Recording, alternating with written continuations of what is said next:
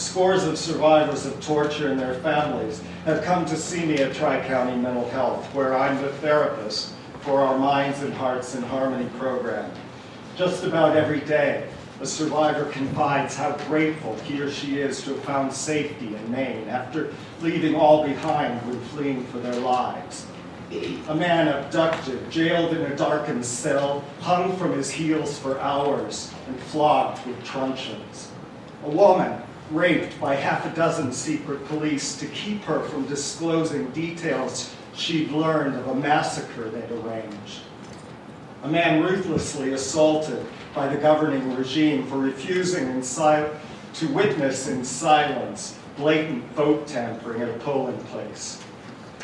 These courageous teachers and students, pastors, civil servants, and entrepreneurs did whatever they could to get to America, usually after a loved one traced their whereabouts and maybe bribed a guard for their release. Escape has often meant leaving loved ones far behind, even young children. The families of most of the survivors I've served in Lewiston have depended for a time on public assistance to ensure adequate nutrition and a roof over their heads, and those of the children to make it here with them, to pay for the medications that help the tormented to sleep 5 hours a night instead of the one they'd otherwise have gotten. Forbidden paid employment for what seemed endless periods due to their immigration status. They volunteered at Lewiston's Public Works or Trinity Jubilee Soup Kitchen. Little by little, regaining productive community roles simply by working and learning their host country's primary language restores the dignity ripped from them through torture. Temporary benefits thus play a pivotal role in the healing process after horrific trauma. Once safely on the road to rehabilitation and working legally, though, most of these survivors will give back to our communities 10 times over. Clearly, benefits from investments like these far exceed the costs. Even so, Americans readily make sacrifices when it's the right thing to do. My own father, 70 years ago last summer, was an American second lieutenant shot at Normandy. My dad's Purple Heart and this bullet, successfully removed from his lung, continually remind me of the investment our country has made in offering people a chance to breathe free, despite the worst of political tyranny. It may take courage to abide by America's aspirations for justice and liberty. I urge Maine's lawmakers, even so, to seize this unusual opportunity and to paraphrase our 16th president, to be guided by the better angels of your nature. Please do not curtail asylum-seeking families' access to life-sustaining temporary support. Thank you. Thank you. Representative Grant. David, thank you. I almost hesitate to ask you a question after the compelling nature of what you just said. But last session I served on a committee called Maine's Workforce and Economic Future, and we had quite a long conversation about the new Americans and the skills and the strengths that they bring to Maine at a time when we need to have more people here and people with specific skills. And so we put some money into what was called the New Americans program to help with language skill, higher order language skill development. But what I want to ask you is, working with folks who've been through the challenges that you've described so eloquently here, what do you see as the strengths that they bring to Maine at a time when we seem to need some new blood? Could you address that, please? Well, I work with survivors and people who have persevered everything. They've put up with, they've endured things that Americans could scarcely begin to imagine for the most part. And they've done this with a kind of resilience and grace that enables them to move forward. You know, just about everybody I work with has a plan for where they would like to go. But there are barriers in the way, and they're usually barriers set by government standards, whether it's You know, they can't get, maybe they've come here with a college degree already, but it's not recognized here. They go through the GED program. They want to go into the community college, but they don't have the money and they're not eligible to get the tuition assistance benefits. Those kinds of problems are enduring, but the desire they bring to forge new lives, I mean, they come here and they thrive. I have people who tell me they like the snow. The resilience, I mean, they're people you would want to hire. Thank you. Yeah, Thank you. thank you. Good afternoon. Thank you for listening to me and my community. My name is Fatuma Hussein. I live in Auburn. I have 7 children from college to 9 months old. My oldest daughter attends Georgetown University. My second daughter is graduating this year, and I have a newborn baby. I also am the director of United Somali Women. It's a program that works with refugee, immigrant, and children. We're based out of Lewiston. We also have offices in Portland. We are about 80 people who work, so about 70 employees that work under me. I am here to oppose the general assistance cuts, as well as this SSI to non-citizens. Majority of the people affected here are elderly, as well as women and children. I will tell you, I'm going to use the word courage. The word courage is equivalent to being an immigrant, a displaced person. A person who walked in those shoes. A lot of Americans have not experienced that, including my children. For you to lose everything that you have, and for you to pick up the pieces, and for you to make it in a country that you have no idea what you're walking into, it's a very courageous thing to do. A lot of us have no experience, and we're very lucky to be Americans. General assistance is a temporary need. We're talking about human beings, we're talking about lives, we're talking about people. We're not people who are being, who come here and then administrators or policymakers feel like, okay, and I say this not to disrespect anybody, but we're talking about people who are needing something on an emergency basis. If given the opportunity, I like to think about this as an investment. You're investing into the future of Maine. Like me, we're growing the population of Maine. We are the faces of Maine. It's important for us to realize what this temporary support does for our people, women and children who will never be able to have a chance like mine today, standing in front of you to advocate on their behalf. These people are invisible to our systems. They exist among us, yet they're not part of our system. We need to work in a place, we need to work in a state, we need to work into a future where our state supports our people. Our state supports people like my community. My community did not ask to be here. We were displaced because of fear. So I urge you to not base your decisions based on the fear that's on public, TV and everywhere that we're hearing. I think we need to look at human beings, we need to look at us as human beings. I think you need to support us, and we will pay back. We will pay back, because I know our people are very, very eager to go to work. We cannot go to work because of all the red tapes that this system has. If we have if you're a medical doctor in, let's say, Burundi, and you come here, if you don't have a GED, none of the stuff that you did in your home country counts. So And some. yes. Yes. And so in summary, what I'm saying is, please, women who are from my community, children who are from my community, do need the support, a temporary support that will take us to the next level. And we need to look at, I have nothing against welfare. I have nothing against welfare reform, but we need to look at the alternatives to that, which is employment. Give us the tools that's needed for us to go to work. Thank you. Senator Brady has a question. Yes, that's my saying.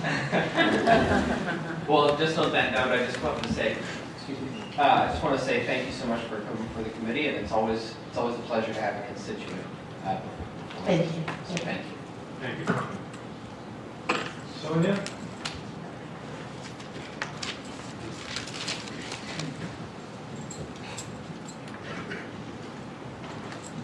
afternoon, everyone. My name is Sonja. I'm an asylum seeker from Burundi. I fled my country for political reasons, and my asylum case has been pending for an interview since July 2013. I work 2 jobs as a home care provider in southern Maine. I'm also the coordinator of the New Maine Tenants Association. After receiving my work permit in January 2014, I worked for 3 months in a hotel in South Poland, where I was working less than 40 hours a week. I didn't sit down, but I kept on looking for another job, and was lucky to be hired as a home care provider for mentally challenged people.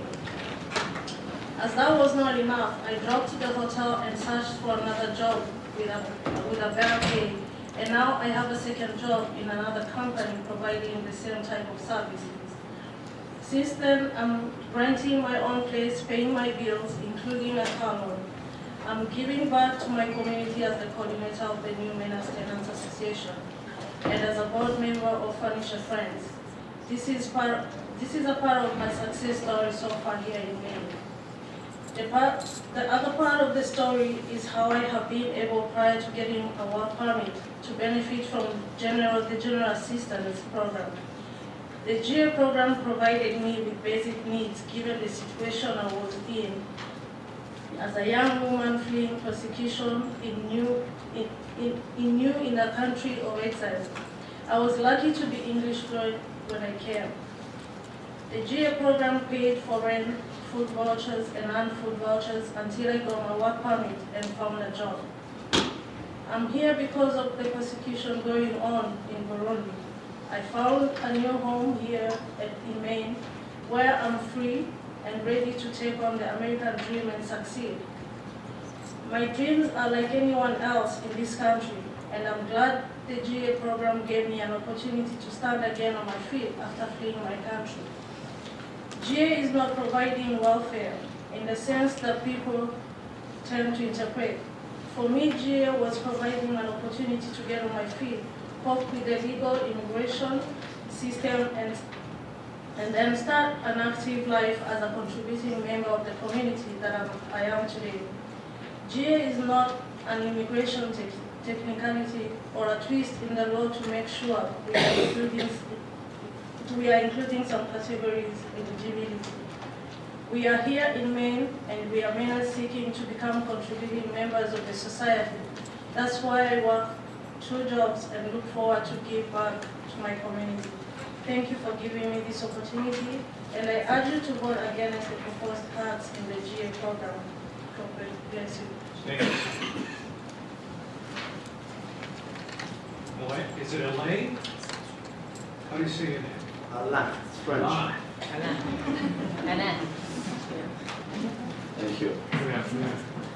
My name is Alain Nazimana, and I'm the coordinator of the Maine Immigrant Rights Coalition, a coalition of 33 organizations ranging from immigrant groups, advocacy groups, faith groups, service providers, etc. I came across recently a book about the struggles of Irish men called Hard Times, Hard Men, Men and the Irish, 1830-1860, by James H. Money. I'd like to share with you some portions of the book. The condition of many of the newcomers was so bad that in 1849, the Portland City Council made a special appropriation to the overseers of the poor, specifically earmarked for the destitute Irish men. In 1852, the mayor complained that Irish, who made up only 1/8 of the city's population, accounted for more than the half inmate in alms house. The city was, however, able to pass one expense on to the state.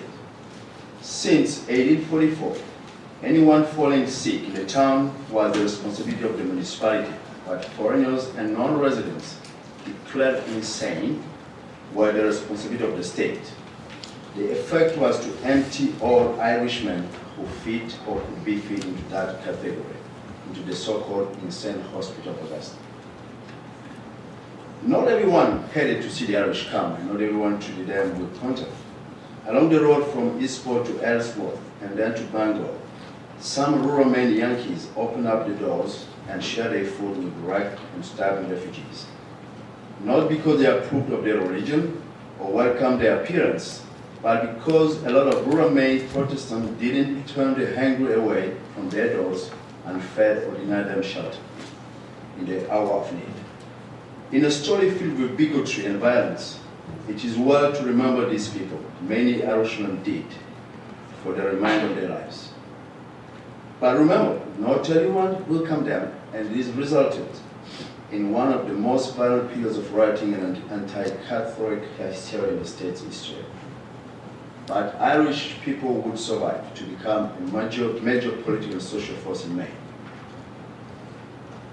Another piece is immigrants on ships bound for Boston or New York in 1923 were rerouted to Portland. Some passengers were detained and others deported. Others were transported on trains to Boston, New York. In November 1923, 218 immigrants traveled to New York and Boston on the George Washington and the President Polk's ships were diverted to Casco Bay, Maine.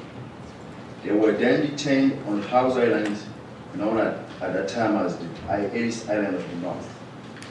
This quarantine station was in service from 1907 until 1937. House Island has in the meantime become a historic designation this year.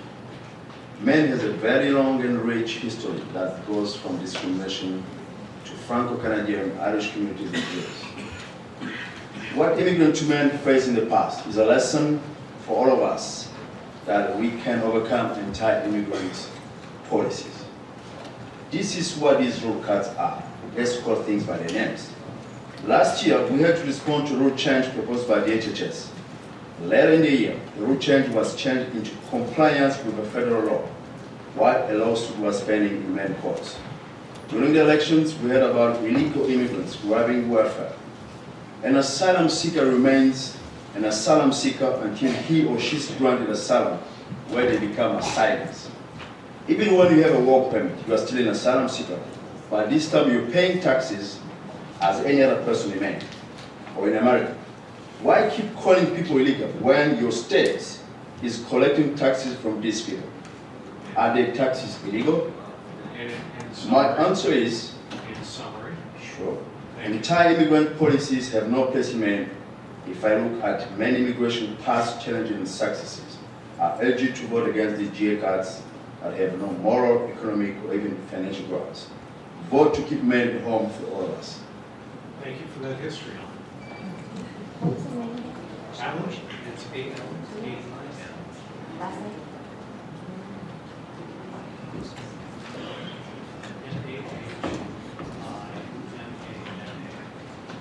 Thank you.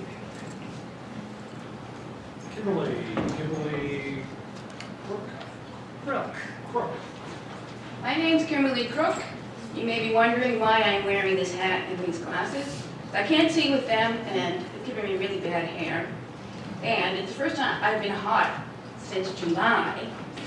And the reason is because I can testify against the governor's policy. I do not have to worry that I will be raped, that my family will be targeted, that my pregnant wife will be beaten up, that I will have to leave the country. These are the people that we're talking about for general assistance. These are the asylum seekers. For those who want to know the difference between an asylum seeker and a refugee has their status determined before they come to this country and are eligible for federal benefits. Asylum seeker, it does not. Asylum seeker is here due to the fact of persecution due to race, religion, etc., and needs to leave the country quickly, comes here on a different kind of visa, comes here and seeks asylum. I do think, personally, that it's a disgrace that the United States government does not support asylum seekers, as every other first world country does. But I am very proud of Maine, and that they do provide support for these asylum seekers, and are one of the 5 states that do. And I also am proud of Maine on the basis of morality, but on the basis of investment. When I lived in Boston, everyone was 10 years younger than me. When I came here, everyone was 10 years older. How did that happen? I didn't age that much. These asylum seekers are young, mostly educated, willing to work. I called many of them to ask them if they would come testify. They're all working. Now, strangely enough, although we won't say, we'll say that the need of the disabled and the need of the asylee have been juxtaposed, as opposed to pitted against each other. Most of my friends who are asylum seekers are working with the developmentally disabled and mentally handicapped. Now, they are DSP, direct service providers. These are jobs that many Mainers are not willing to take. I can think of other jobs. Some at the low end, we need CNAs. I have a friend. My brother actually has a friend living with him. He can't get a CNA to take care of him. My brother ends up taking care of his paraplegic needs on top of 1.5 full-time jobs. There is no CNA. I can also answer the question, because I lived in Boston for 14 years, why Bangor and Portland cost more for GA than Lewiston. Well, I talked to a friend of mine in New Gloucester, and she told me what kind of apartment I could rent in Lewiston for what I was paying in Boston for rent. Why? It's cheap to rent in Lewiston. Bangor has a university. Everybody wants to live in Portland for the food, right? So people want to live in Portland. Many people live in Bangor. Rents are higher, supply and demand. And I have so much to say, and I'm so afraid he's going to say in summary.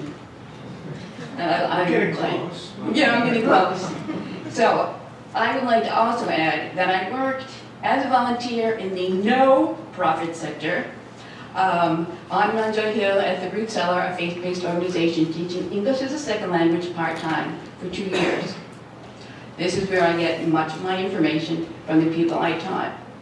Now the Root Cellar, of whom Amy Volk, a contemporary or colleague of yours, is a board member of, does a lot to help these people on general assistance go off general assistance and get jobs as DSCPs or dishwashers or working in restaurants or hotels.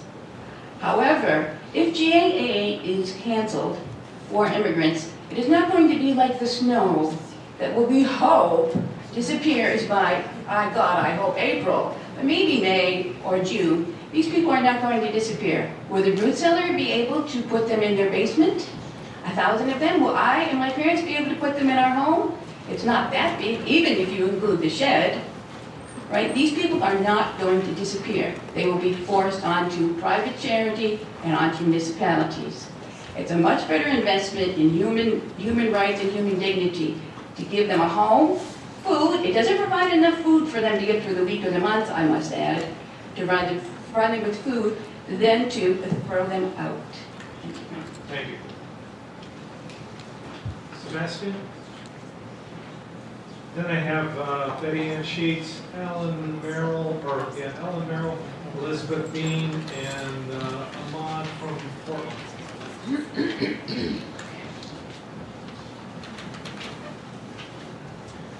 Good afternoon. Good afternoon. Senator Ampa and Brightly, representatives Rotundo and Gatin, and the members of the Appropriations and Financial Services and the Health and Human Services Committees. My name is Sebastian Ukuru, and I live in Westbrook with my wife, Penin. I am here today to speak in opposition to the elimination of the state-funded SSI program for immigrants that, if passed, would mean that my disabled wife and I would lose our home. My wife and I are from Burundi. In my life, I have studied civil engineering. I was a teacher and I received a bachelor's and a master's degree in theology. My wife and I spend most of our adult lives working for human rights, peace, conflict resolutions, and helping people who had experienced the trauma of war. I worked with refugees from Burundi, Rwanda, Sudan, Somalia, and Ethiopia.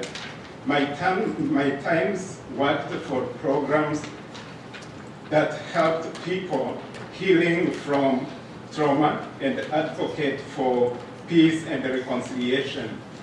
My wife worked for children's advocacy organizations and started a program for children with no families. We were targeted by the government in Burundi as we worked to train people in churches how to help others with wartime trauma. We started to receive threats our own safety. We knew of others in our position who had been put in jail and worse. It is in an even worse situation now, especially those working for human rights. Many have been put in jail. They are being pursued by the current government, a government which wishes to kill those who are involved in human rights. Recently, 3 nurses were killed to this reason. A key activist and a journalist who spoke for human rights were jailed. People we knew told us, please be careful, you are in danger. This is being arranged against you. Both you and your wife are targeted. So we made the hardest decision of our lives and requested a visa to the United States. It was a difficult transition, but we started to get our life together once in Maine. We were given Social Security numbers. My wife got a part-time job, and I was volunteering regularly for local organizations while looking for paid work.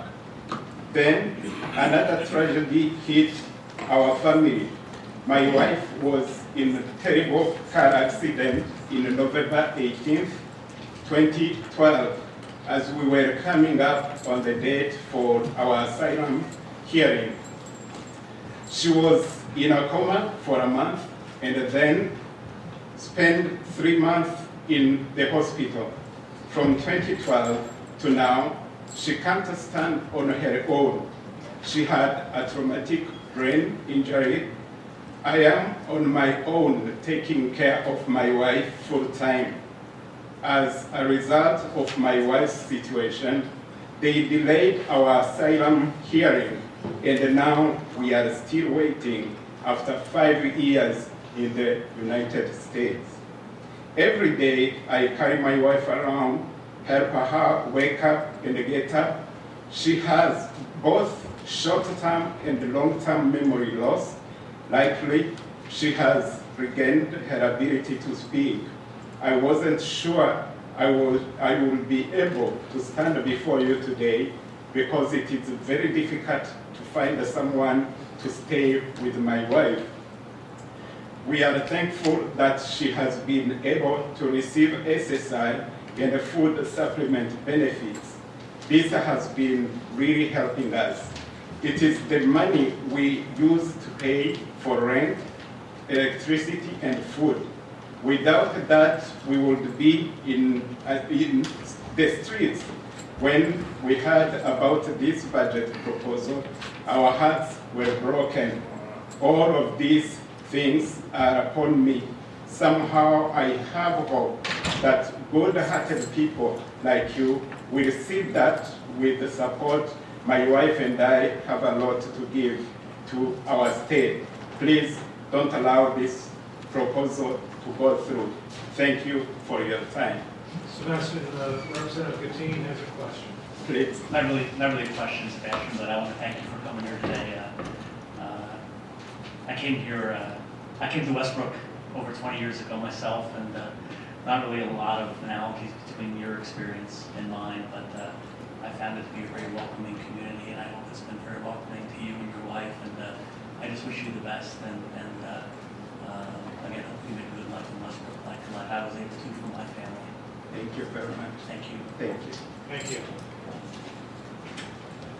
Betty Ann Sheets.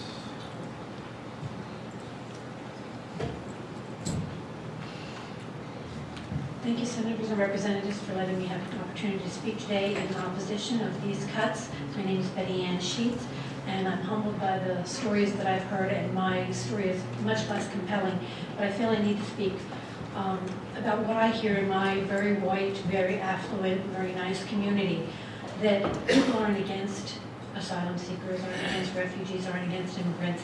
They just feel like they should come here like our ancestors did and work hard, save up money, and and take care of themselves, provide for their families themselves, much like my grandparents did. They came from Ireland, actually my great-grandparents.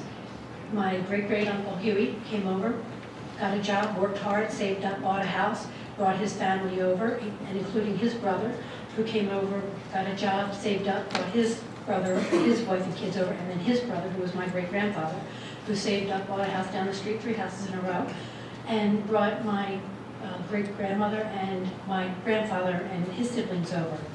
But they couldn't do that today. They wouldn't be allowed to work because they were asylum seekers of their own at their time. They were Roman Catholic in Northern Derry County, Ireland, and were escaping religious persecution of their own. But because we were a different time, they were accepted. They were allowed to get jobs, they were allowed to work hard, they were allowed to build the American dream. Many of these people have not had those same opportunities, and the rules are stacked against them. If we take away temporary assistance from many of these families, we'll be stealing the American dream from them and from our own families and our own potential future and the future of Maine. I'm also on the advisory committee for St. Mary's Food Pantry. We serve over 700 families a week now. We've seen with the supplemental assistance cuts an increasing demand on our food systems, our food services. We have many programs that are also a hand up, not just a handout. We have cooking classes. We have lots of gardening programs for people to help to grow themselves, or to support themselves, as we would like them to do. But my grandfather taught me the saying, if you give a man a fish, he eats for a day. If you teach a man to fish, he eats for a lifetime. But if he starves to death while we're waiting for him to learn, or in these cases, if they starve to death while they're waiting to learn the English language, it does no good. It's a moral sin. So I'm asking you not to cut the temporary assistance for the asylum seekers, for the people who are here without status, for temporary assistance to the cities that need it the most. My family, when they immigrated, they all settled in Philadelphia, again in a group. People who are immigrating to an area do have a tendency to stay with like-minded people, with similar needs, similar traditions, but also in cities where they are service centers, where they can provide the needs, where they have the universities, the hospitals, and the social services, not to outline rural areas. So I answer your question about the cities. I think that's why we have a higher demand on our cities. So thank you very much for hearing me. Free, Senator Brady does have a question. Oh. I just wanted to say welcome to the committee, and it's good to see a constituent before us today. Thank you. Alan Merrill?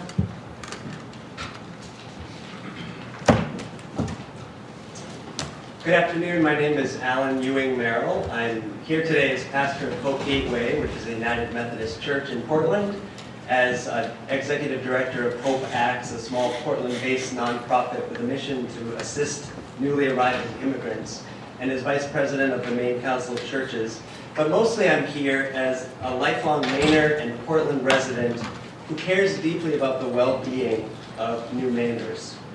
Over the past 3 years, I've had the incredible privilege of getting to know dozens and dozens of asylum seekers from places like Burundi, Rwanda, Democratic Republic of Congo, and Angola. People who have fled their home countries, leaving home and family and livelihood behind after experiencing unspeakable violence and threat of death. They come not because they have romanticized ideas about getting rich quick or living off the generosity of the American government, or even making a better life for their families. They come because their very lives depend upon it. They come lawfully with visa in hand, and they follow the legally prescribed process for applying for asylum. Despite the rhetoric that we hear over and over again, asylum seekers are here legally. They are documented. They are following the lawfully prescribed process. Both the Hebrew and Christian scriptures remind us that one of the roles and responsibilities of government is to provide for the common good, to care for the most vulnerable and marginalized of our society. In Hebrew scriptures we read, if any immigrant is among you, you must treat that person as if they were one of your citizens. For you too were an immigrant once. Both Jesus and Martin Luther King reminded us again and again that we are one, we're brothers and sisters, that we're called by God to care for the least and the last and the lost.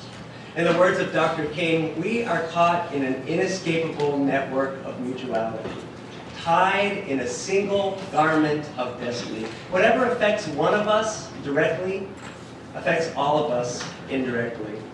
The decisions you make today will affect not only the immigrants in our midst, they will affect all of us. I don't know each of you, I don't know your stories, but when I look in your eyes, I see sisters and brothers. And when I look in the eyes of asylum seekers, I see sisters and brothers. You're here today because you were elected to care for and pursue the common good.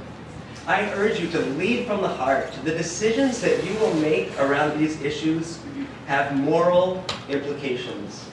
As a religious leader, I just want to remind you that a budget is a moral document. It says who we are and what we believe in, the values that we hold. And I know that Maine people hold these values. Turning our backs on those who have already faced trauma and hardship will not make their need for food or shelter or security disappear. It will simply leave them homeless, hungry, and destitute. The results would be catastrophic. And so I urge you to make the right and just and compassionate decision. Preserve general assistance for new Mainers. Thank you. Representative Grant has a question for you before you walk too far away. Thank you. Because you are involved in a nonprofit organization and because you are Vice President of the Maine Council of Churches, I would like to ask you, will the nonprofit and faith-based community organizations in Portland have the capacity to take up the gap in these services